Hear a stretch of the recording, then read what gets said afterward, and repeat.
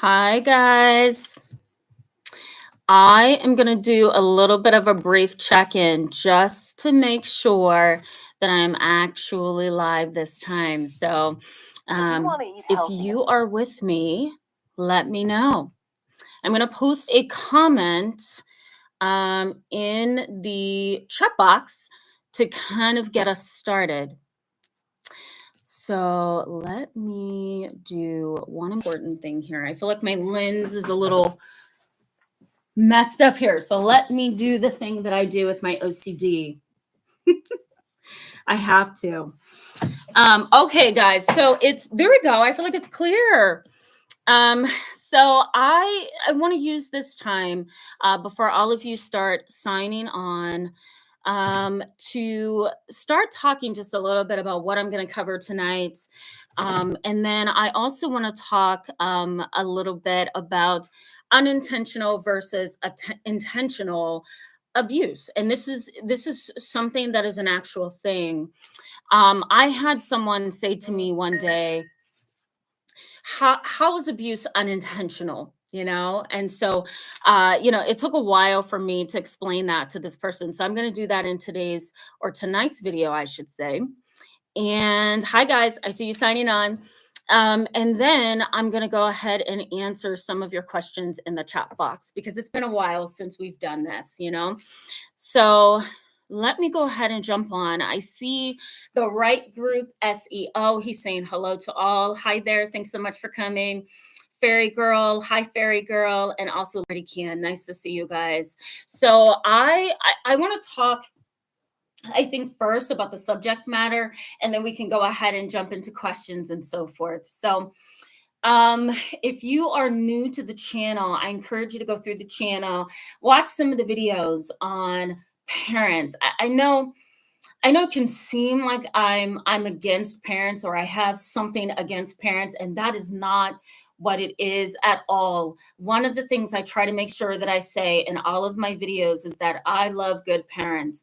I love parents who are selfless and engaging and loving, but it's when the parent is not being that kind of a parent that I really have to take a second or a third or a fourth look at them. I have to try to figure out, and even in my office, is this a parent who is unhealthy and they don't understand how they impact their adult child, or is this a parent who simply doesn't care, like a narcissistic parent?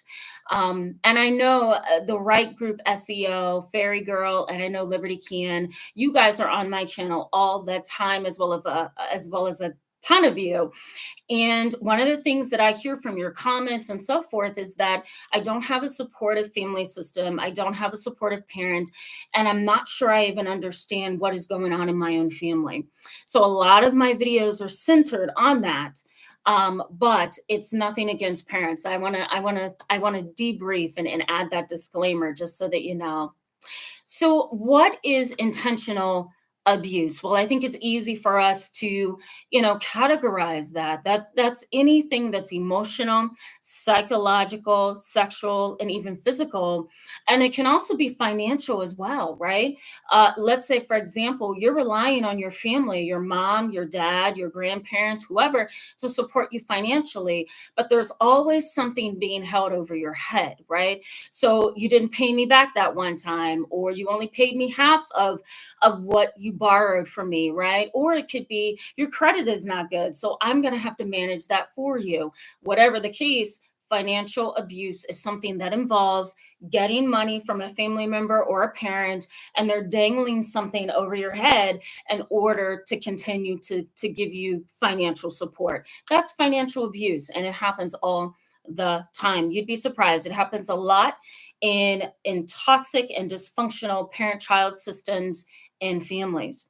Now, unintentional abuse, I know a lot of you want to know what this is, and let me know in the chat box or even in the comments section some of your questions about unintentional abuse, but I'm going to go ahead and define it, okay? So unintentional abuse is basically this. It's anything that a family member or a parent, and this is a parent of an adult child, does without having any ill will. So a parent can be uneducated, they could be psychologically unstable, They could have a personality disorder like narcissism or sociopathy or psychopathy, right? They can also have dependent or avoidant personality disorder.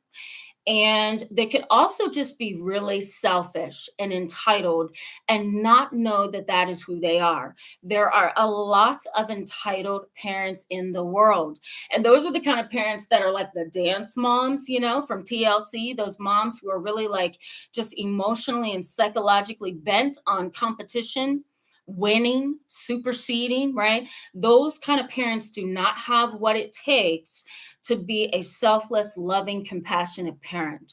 And neither do parents who have a personality disorder. Now, you may be wondering, does my parent with avoidant personality disorder have the capability to be what I need them to be?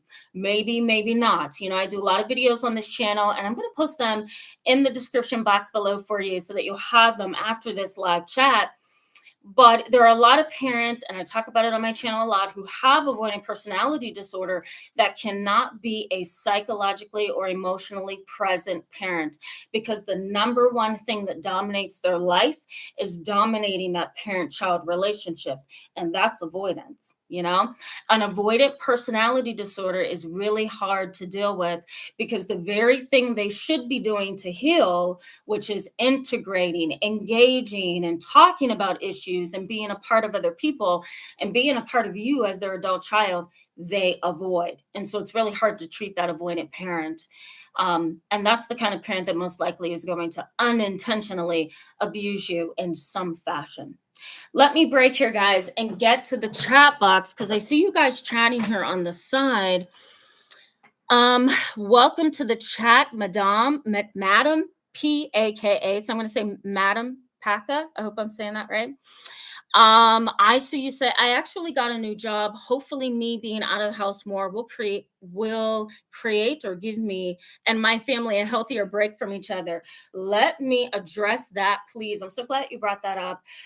This is the end of my day, and I actually saw 13 people today, and almost every last family that I saw said, we need a break. And so, I think with COVID and all the stress of just being locked up for almost 2 years, all the mask covering and just all the restrictions, I just think that brought a really difficult side of all of us out. Like I saw people in my family and in other families in my office snapping and responding in ways that I'm not even used to. I have one family that I saw today. They're really sweet, really loving, really pious Catholic kind of a family, and they were at each other. They were just like nipping at each other, and I think it's that stress. And so I'm glad you brought that up. I think there's a lot of stress that families are going through, and it's coming out more than we think.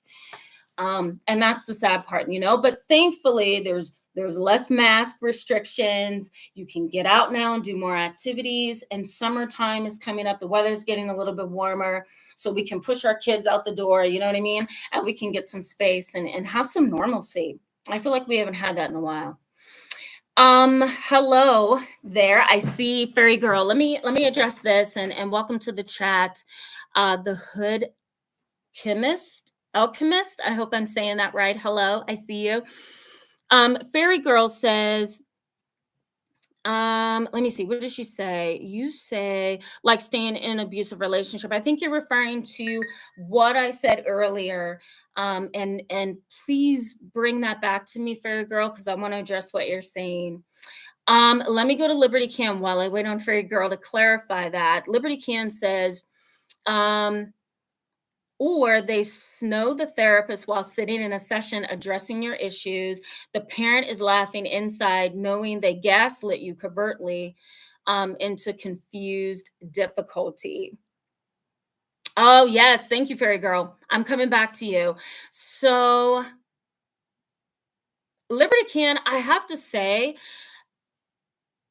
okay, and are getting supplies, seeing you at therapy struggling, and okay, let me address this, Liberty Can. I think what you're saying is if you're in therapy within, if you're with your family in family therapy, is that what you mean? Hopefully I'm understanding that correctly. You're saying that family members can actually get some pleasure out of seeing you struggle in that family session. I think that's what I'm hearing. Correct me if I'm wrong. um and I think you're saying even at your first visit. Yes, Emily, I see you. Welcome. I'm not sure, Liberty Kim. I may be reading this wrong. I'm sorry. I'm really tired tonight, so forgive me. But I think what you're saying is that, some family members can find some kind of, pleasure in the therapeutic setting, seeing you kind of struggling and going through things. Let me address this. If this is something that somebody else is dealing with or you have in the past, I've had situations where families come in, and instead of trying to work through the issues, instead of trying to talk about the abuse or the trauma or the unintentional abuse or the parent's narcissism or whatever, the family starts really attacking each other and putting each other on the spot, bringing up things that I probably shouldn't know or hear or really don't need to know or hear.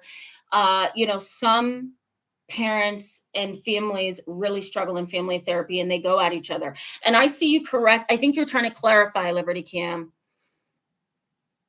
Yes, yes, that a parent, so Liberty Can is saying a parent can take you to a therapist that they set you up with, perhaps, and I've seen that in some of my family sessions as well. And hopefully I'm understanding what you're saying. Yes, and Liberty Can says, a parent can take you to a therapist, set the tone before the therapist gets to see you, and therefore the therapist kind of draws a conclusion based on that parent. I think I got it, Liberty Can. Forgive me if I didn't, but I agree with that. I think a lot of therapists need to kind of pump the brakes and pause and take what the parent is saying, but also take what the child is saying, the adult child, the adolescent, the child. My approach, and this may not be the best approach, my approach is to hear the child, even if the child is yelling, screaming, crying, cursing, snapping out. My approach is to hear the child, adult child, adolescent, because 9 times out of 10, guys, they're practically right. They're practically right.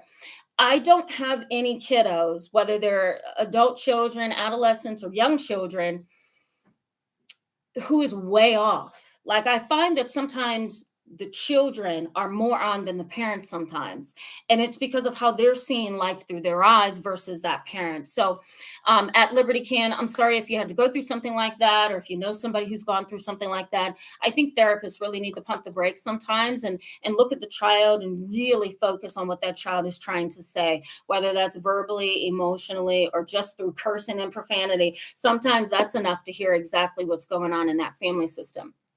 All right, guys, I see you chatting up. So let me get back to unintentional abuse and kind of zoning in on that. And then I'm going to come back to your comments for sure. You guys are wonderful. I love your comments. I love how you interact with each other.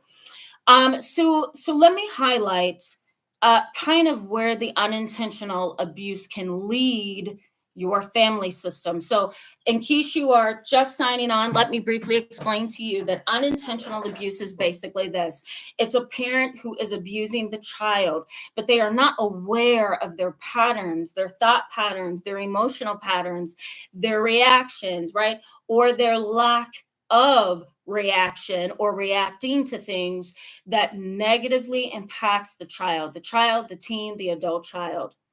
Over time, that unintentional abuse can break down the parent child relationship, and it can become very, very difficult to get back.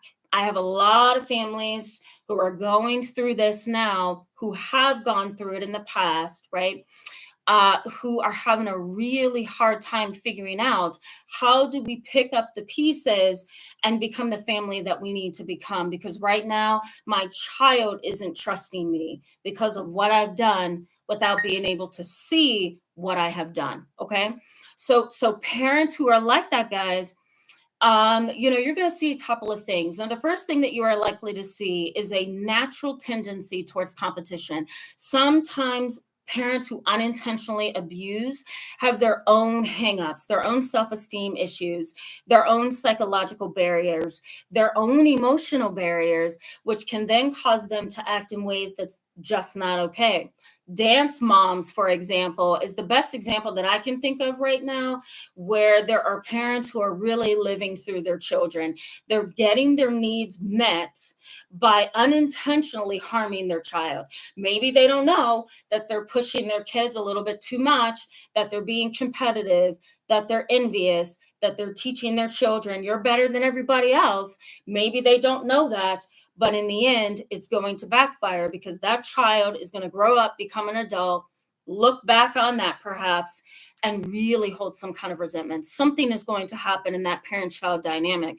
You may also see with parents who unintentionally abuse is over evaluation of other people, right? Just being really judgmental. Years ago, before I became, I guess you could say, really experienced in treating parents, I had one family where the dad, and I can talk about this because I wasn't the only therapist on the case, but there was a dad in a family unit where he constantly told his daughter, you are selfish, you are entitled, you're controlling, you're dominating, you're emotionally and verbally abusive, you walk all over your mom and I, we can't have a relationship with you. The minute they came to therapy, guess who was doing all of that? It wasn't the child, it was the dad. And the dad had modeled, he had modeled, whether he realized it or not. So this is unintentional. He modeled the dominating personality, the push until you get what you want, the narcissism, the entitlement. He modeled it all. And so then I had to sit down with him and say, you know what?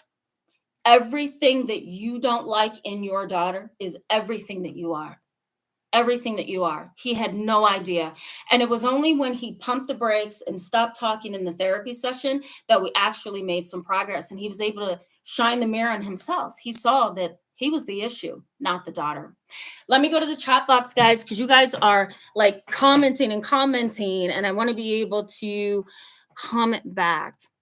So let me go back a little bit.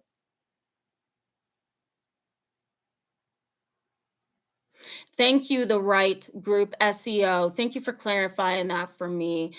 He says you go to therapy, which was chosen by the parent, and the parent talks about you offline to the therapist. Yes. Okay.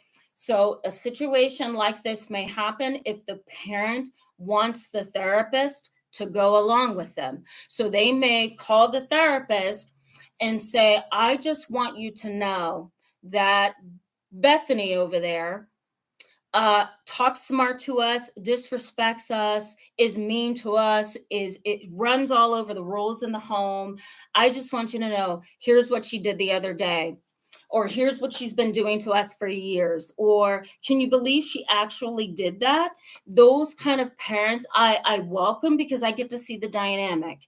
But there are some parents who do try to race the child, adult child, adolescent, or young child, tell the therapist everything, which then turns the perception of the therapist. And I really do hope that I don't do that. I really do try my best not to do that.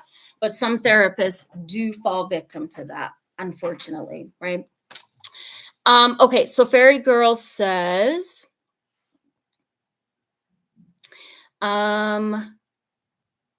she says, my ex tried that, but my doc was able to help with our differentiation. Okay, I have to go back.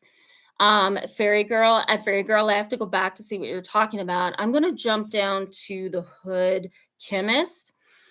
Here she says, my mother told me my feeling didn't matter yesterday because she had helped me financially a lot, and money is very important when you're helping someone. So my mother told me my feeling didn't matter yesterday because she had helped me financially a lot, and money is very important when you're helping someone. I mean, I think that's pretty cold. I'm going to say it's pretty cold, and I don't want to offend you because I know that's your mom.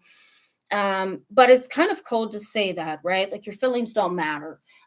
They do matter. It doesn't matter what anybody thinks, they're your feelings. You are allowed to have your feelings, own your feelings, and that's totally fine. One of the things I try to encourage my families to be careful with, especially dominating parents, parents that really have a firm opinion, is to be careful in what they say, because no matter how you put it, right? Because a parent can manipulate words, it's how you're taking what they're saying that's the problem. So a parent that says your feelings don't matter, let's focus on the money piece of this, or your feelings don't matter because I've given you a lot of money or I've supported you financially. I think that that's not a healthy way to go about that. I think there are some parents who unintentionally abuse by using the wrong terminology. They're not always skilled at how to get their point across or their emotions. They're also not sometimes mature enough or objective enough, right? Because some parents work off of emotion alone. Some of these parents just don't have the ability to be um, appropriate with what they're saying, right? They don't know how to use words appropriately. And so it's hard to tell, did you really mean it that way or did I take it that way, you know? And that's really hard. And so I'm sorry that she said that to you. That I don't think that that's an appropriate thing to say. I'm going to go to Emily. So Emily says, I think that the parent would send the child to therapy to try and blame the other child for issues, maybe. Okay, Emily, you're like trying to figure that out with me. I think we finally figured out we finally figured out what Liberty Cam was trying to say there. I'm going to go down to Madame Paka. She says, I attended my first therapy session last week. Got to try to work it around my new work schedule now. And I've been journaling, baby steps for progress. Yes, I think it's wonderful. So here's what I usually encourage for a lot of my clients who are dealing with trauma, who are dealing with abusive histories, who are dealing with fear, anxiety, is to get a really nice journal. I don't know if I don't have it with me, but I actually bought a kid that comes to see me. She's been seeing me for like 12 years now. Like I knew her as a baby and she grew up in therapy with me. And I bought her journal. And on the front of the journal, I wrote therapy only. And so she carries that book around all the time. What she does is on her lunch break, you know, right before bed or something like that, she'll open that journal and she'll just start writing. And it's really to kind of almost like a garbage can technique, you know, it's like getting out all your thoughts and feelings on paper and then putting the book down to go to sleep. We call that the garbage can technique. That may be helpful to you to kind of write on your lunch break or write right before bed. Sometimes that's really cleansing, if you will. All right, so let me go to the next one. Thank you, Stanley Explorers for Staley Explorers for saying that. You said well done, Paka. Thank you for encouraging her, and as well as Fairy Girl. Thank you for supporting Paka on that one. Okay, so I'm going to keep looking at these comments here. You guys are awesome. I'm just trying to keep up. Where are we? Let me ask you guys, and maybe you can post a comment in the chat box. Would you ever go to psychotherapy? I'm going to post a question here. Would you ever go to psychotherapy with your parent as an adult? Would that ever work? Let me know in the chat box. Would that ever work? I had a family that came to me a while ago, and it was an adult family. So like the son was like 50 and the parents were up in age, and they were really, really upset. And the son walked out of the room and he's like, my mom has always unintentionally abused me. My dad has always intentionally abused me. And I'm never going to therapy ever again in my life with my parents. They'll never get me. They don't understand me. And all they do is make things worse. And I sat there in shock because he was just like, I'm done. I'm not doing this ever again. And so the door is completely slammed. And, you know, the whole thing is just, it's sad. It's a mess. He's not open to trying. And I think it's because he's so fed up with his mom who unintentionally abused him. He didn't have a mom that said, "It's okay to hurt. Let me hug you. Let me be your mom. Let me support you." It was a really absent kind of a mom where there was a lot of working and a lot of activities throughout the week, but that love and affection was kind of missing. So he took that as unintentional abuse. She didn't know she was doing it, but she was kind of withholding love and affection from him. So he's at a point now where he's like, "I'm never going to therapy. Forget it. I'm over it. I'm done." I see some of you saying yes. Joe says yes, but I would have loads of guard up. I don't blame you, Joe. Like, once you've been abused by a parent, why would you want to go to therapy with them, right? Sometimes, depending on the kind of therapist that you have, really does determine how that family session is going to go. So I want you guys to keep that in mind. There are some really good and really good experienced family therapists, and they know how to navigate a room. You just have to let them do it. You know what I mean? And build the courage and the internal strength to let them do their job. But then there are some family therapists, you're like, "Oh my God, did you just do that? Did you just say that?" You know what I mean? So you have to kind of cherry pick your therapist if you're going to go to therapy with your mom. Um, let's go to the comments, guys. Liberty Can says never again. Fairy Girl says nope. Ricardo Rodriguez says no. Dragon Man Sation, I'm going to say Sation because I don't know. I don't know if I'm saying that right. She or he says no. Now, this is TB MacNation says, I would go to psychotherapy with my mom, but she would either not agree or attempt to deceive the therapist and deny events. Right. So let me highlight something. I'm glad you guys are saying this. So, would you ever go to therapy with a narcissist? And I'm sure a lot of you are thinking, absolutely not. Here's why you should never go to therapy with a narcissist. They're going to dominate the conversation. They're going to manipulate events and stories to fit their narrative.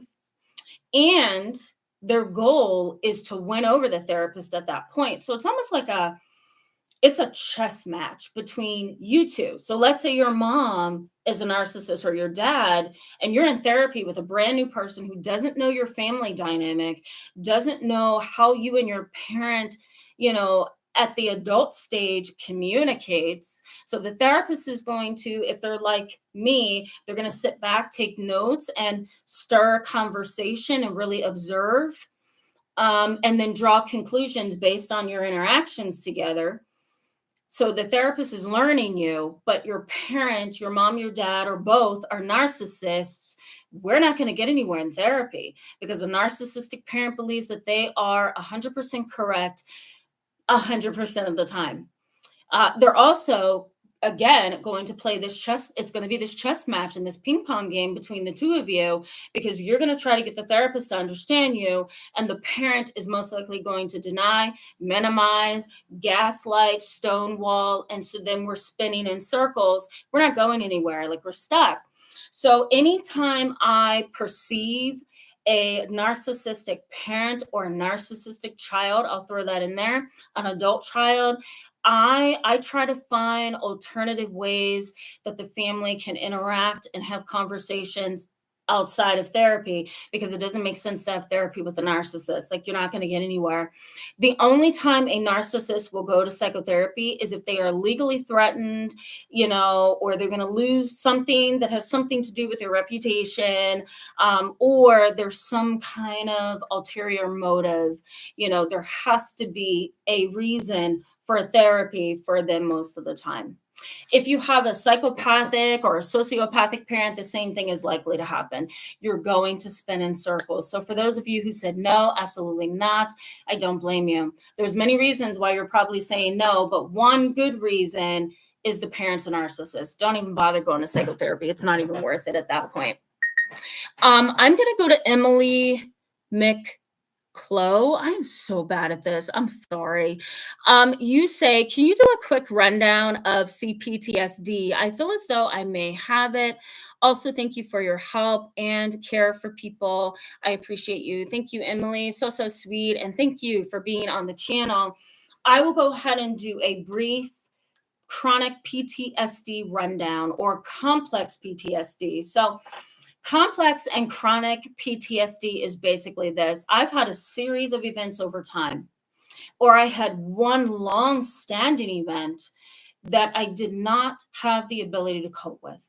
The experience or experiences in and of themselves has impacted me in such a way that the pain of the traumatic situation really topped my ability to cope. So, said a different way, I don't have the coping skills to deal with what has happened to me. Whether that's one long event like sexual abuse or rape, or child molestation, I should say, or racism. That's another long standing CPTSD thing that can happen. Or you can have many incidents over time. You know, I had an abusive parent, I had an abusive brother, then I got married to an abusive man, right? Then I had children who abused me. So those are various incidents over time that all adds up. It all adds up to becoming chronic and complex PTSD. If you feel that you do, Emily, have chronic or complex PTSD, go to your primary care physician and say, here's what I think is going on with me. I think that I'm having flashbacks. I think that I'm hypervigilant. I think that I'm depressed. I'm anxious. I think that I'm having a hard time engaging in daily life without remembering my history. I think I'm traumatized in some way, but what do I do to get an evaluation or an assessment, or what do I do to heal? Let your primary care, if I can say it right, let your primary care physician help you with that. You can also go online, and let me see if I can find it really quickly. I'm gonna Google this. Google is my best friend. So you want to go to, hmm, okay, let me see if I can find this, guys. If I can't find it right now, the, I'll post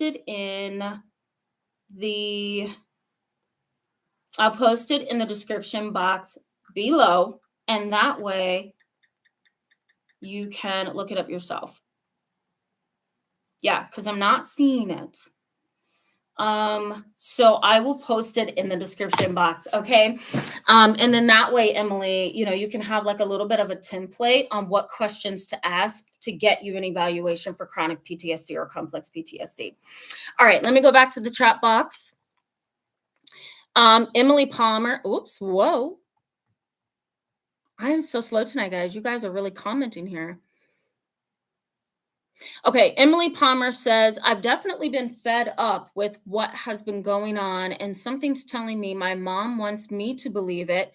Unintentional abuse, right? But it's purposeful. Okay, so let me address this, Emily. There are some parents who would rather you believe that the abuse and the trauma that they have caused in your life is unintentional, because therefore, because in that sense, I should say, you know, there's no accountability. They don't have to take responsibility, right? So I'm just going to say, okay, this is possibly your mom, Emily. I'm just going to say it was all unintentional. I didn't know I had anything to do with it. I didn't know I caused her PTSD. I didn't know what I was doing. Sometimes that's a parent's way of wiggling out of accountability. It's so much easier to just say, you know what? It was all unintentional. I was young. I moved out too soon. I didn't go to college. I was not capable of supporting you. I grew up with you. Like, you're probably going to hear those kind of things if you haven't already. And sometimes that's a parent's way of saying, you know what, I can't take responsibility for this because I'm not going to be able to live with the disaster that I've created in my child's life, you know? But then there are also those parents who really have unintentionally abused and they don't know what they did, you know? So, you know, I think your intuition is your best bet. You know, you kind of have to sit with yourself, sit with your feelings, sit with your thoughts, maybe journal, Emily, and kind of work with that. Is this unintentional? Is this my mom's way of kind of escaping from some accountability? What's going on here? You know?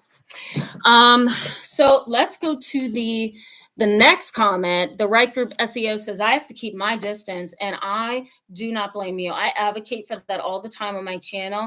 If it's abusive, if it's harmful, if it's traumatizing, if it's unhealthy, separate yourself. There's no reason for you to stay attached to a situation that's totally unhealthy. It's not okay. And I'm so glad that a lot of you email me behind the scenes and you say, you know what, I'm separating or I'm walking away or I'm giving us a break. And I think that's really mature and wise. I love it. Okay, so BK's son says, hi. Hi, I see you. Thank you for coming. He or she says, I would never go to therapy with my verbally abusive mother, which currently not speaking to. Let me highlight, if you have a verbally abusive parent, a verbally abusive family, don't go to therapy, because here's what's going to happen. Everybody's guard is going to be up on that very first session. And I see this so much in my office. Your guard is going to be up, right? You're going to have all kind of defense mechanisms up. You may get to a point with your therapist where you start to bring your guard down and everybody in the family's guard comes down. But guess what happens when the guard comes down? Everybody starts yelling at each other and really showing their true colors of the family dynamic. And that in and of itself can be more traumatizing than not going to therapy with your abusive mom or dad or family. So a lot of times when families come in to see me, the first thing I say is, you know, are you guys willing to be respectful to each other, compassionate, empathetic? Are you willing to pump the brakes no matter how angry that you get, to allow everyone to voice their opinion, to share their feelings without there being a screaming match? And a lot of families say yes. Some families, I'm going to say, over my 14 years of being a therapist, I think at least two families told me yes, and it was a total disaster. It was a total disaster. So now I just reassess at every session. Are you capable of being respectful? Because if not, we're done here. We don't need abuse on top of more abuse on top of more abuse. Um, okay, so the next one is, okay, Fairy Girl says, my mom has thyroid disease and dad doesn't even want to get her treatment. Oh my, I think that's horrible at Fairy Girl. And please feel free to comment some more and let me know what that dynamic is, if you feel comfortable doing that. I think that there may be some control there, maybe, but I won't comment too much because I don't want to assert my own view. But my perception of that comment is that there's some control there. Definitely. The Hood Alchemist says, I decided to walk away completely from her and my narcissistic family when I moved out of state next month. So it sounds like you're saying you're going to be moving out of state next month and you've decided to walk away. I think it's really wise. Again, if you have an abusive family dynamic, you don't necessarily want to run away and not work on it, but you do want to distance and escape, because it's not a healthy scenario. Maybe if you move out of state like you are and kind of put some distance between you and your unhealthy dynamic with your family and your mom and dad or family, whoever has that unhealthy behavior, separating from them gives you time to work on you. And then maybe later you can come back and do things over and it might be better. I don't know. Sometimes families need a lot of distance and then they get it together and come back together and it's wonderful. Other times when you separate, you get a chance to see how much better you are just being separated. So Lady Luck 88 says, thank you for what you're doing to lives or in lives. I think that's what you meant. This is great, Dr. Chima. Thank you so much. I appreciate that. I say this a lot, and a lot of you may be new in the chat. I recognize most of you, but a few of you are new. I say this all the time. A lot of YouTubers kind of see their subscribers as subscribers and numbers, and I don't. I see all of you guys as breathing, living, thinking human beings with emotions who need support, need connection, and need community. So thank you so much for saying that. I really do try to make this a warm community of knowledge, and I try to make it as unbiased as possible. So thank you for that. Okay, so let me finish the comments, guys. Madame Paka says, going to therapy with a narcissist will cause emotional damage to everyone, probably the therapist too.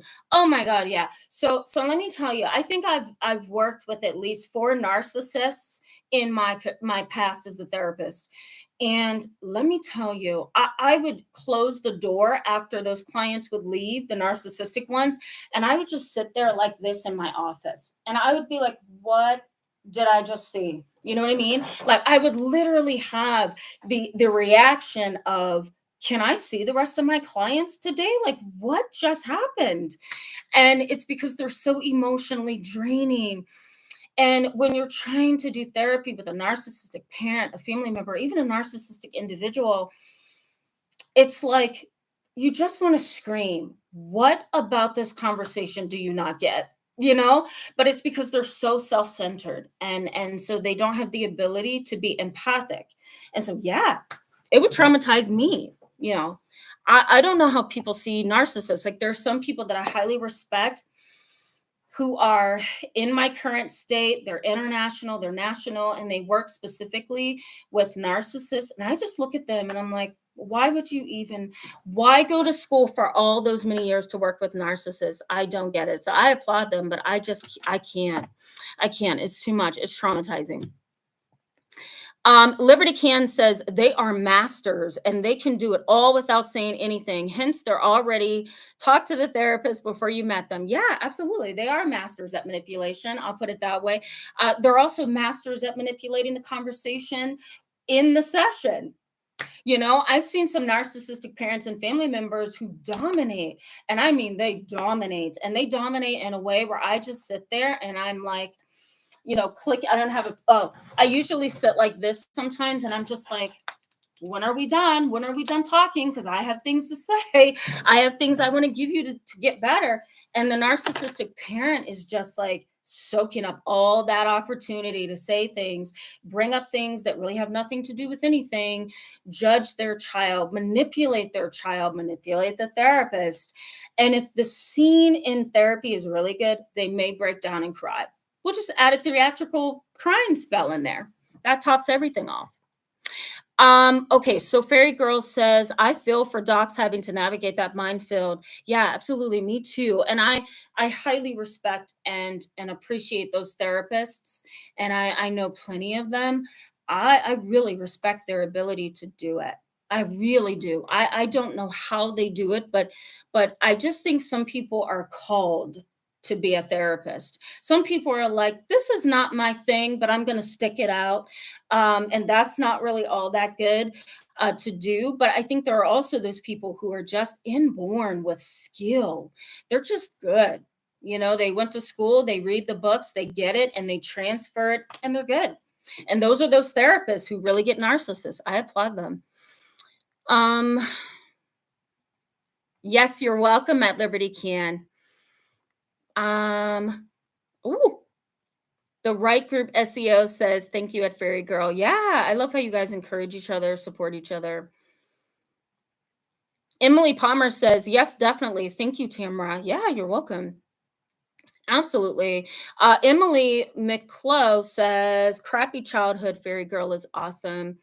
Thank you. Yes. You know, I have people in my family, my extended family, who have had, in Emily's words, crappy parents or a crappy family. And, you know, I often try to take their experiences and bring to the channel as well. But that's not my point. I figured I would mention that though. I try to take their experience and kind of help them see that even though you've had, and this is a little bit of cognitive therapy I'm giving you right now, you know, I try to take their situation and kind of tweak it a little bit. Let's look at not so much what you've lost, you know, which is important because you lost a childhood. But let's talk about and try to find some evidence of what you've gained. Even though you've lost, you have also gained. And in what ways have you gained? And are there areas of your life where you can see that you've gained? You know, it's kind of like the rainbow after the storm, right? You go through that rainy period with your parent, your family member, and then you come out of the tornado, the storm, the tempest, weather, whatever, you see a rainbow, right? So there's some positive. So what have you gained at the end of that storm? So I try to do that kind of cognitive therapy in sessions with my families who feel like they've lost their childhoods. You need to grieve that. Grieve your childhood. It's, if it's not what you wanted it to be or what you should have had, grieve that. That's a loss. Okay, Hi, honey butterscotch. Good evening to you as well. Um, Madame Paca says, I can't wait to move out. I honestly think some physical distance would make things better between us all. We've been living together for too long. Yeah, absolutely. Sometimes if you're bickering and fighting, you do need to separate. It's just easier. Um, Thank you, Liberty Can. Says bless you, Tamara. Thank you. Blessings to you as well. You're awesome. I think it's Tian. Tian says, "Wow, you understand. Not one therapist ever validated my. I think you meant me for years. Let me just say that I think there are a lot of really good therapists. It's just that we don't all 5 years in the field. I then specialized in trauma. And then 5 years after that, then I started private practice. And so my area, my road is a little bit different than maybe some other therapists. So those therapists that didn't validate you most likely either didn't get it or they didn't have the training. Or they didn't see it like maybe they could have seen the situation. You know what I mean? Not all therapists are, again, good at what they do. And that's the sad part. It's very frustrating, but you kind of have to shop around until you find that therapist that gets it. And yes, I am also Liberty Kansas, TN, I'm sorry, and I am too, because for me, validation is a big part of therapy. If that therapist is not validating you in a way that allows you to open up and talk and work through things, we have a problem. Sometimes there are narcissistic individuals in therapy who want to be validated and they shouldn't be.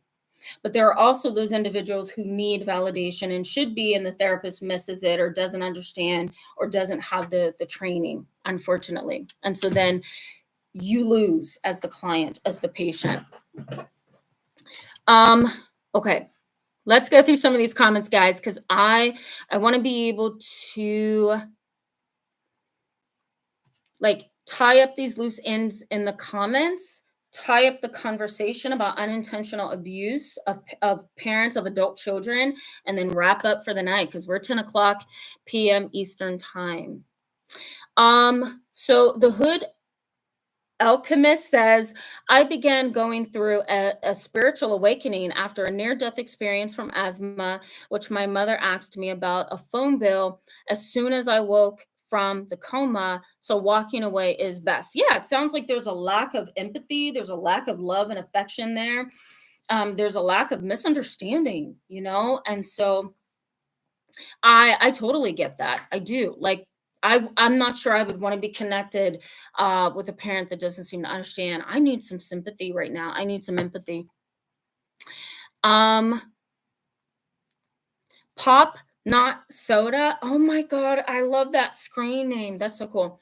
Pop Not Soda says, "I love your channel. Just wanted to say that I didn't start growing up until I moved away from my mom at 21." First of all, thank you so much. I'm glad to have you on the channel as well as all of you.